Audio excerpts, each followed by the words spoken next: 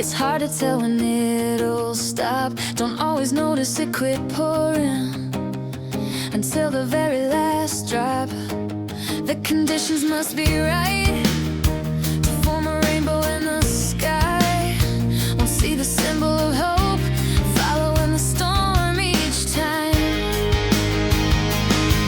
The wilderness perseveres post-natural disaster.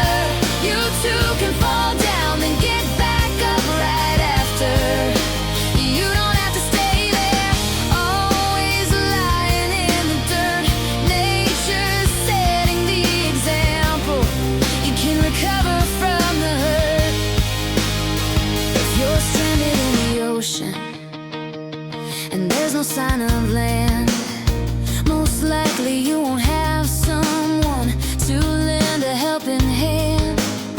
Will you swim for your life, or just let yourself drown? Do you give up or keep going until the shore is finally found? The wilderness perseveres post-natural disaster. You too can fall down and get back up right after.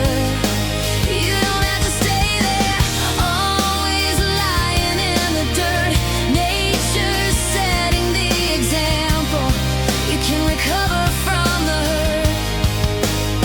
You might have to climb a mountain while watching others hiking hills, getting caught up in the notion that they don't know how you feel. Not everyone is built for a journey quite that steep.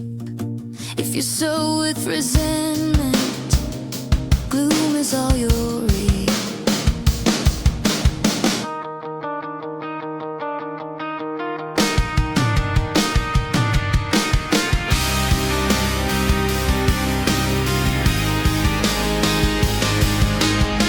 Constellations can guide you in the dark, but only if you choose to look up at the stars. Each river takes its own course, ending at the same water source. If you plant a dozen seeds, they won't produce 12 instant trees. One day they will grow tall, and the roots will run deep. The wilderness perseveres post-natural disaster. You too can fall down and get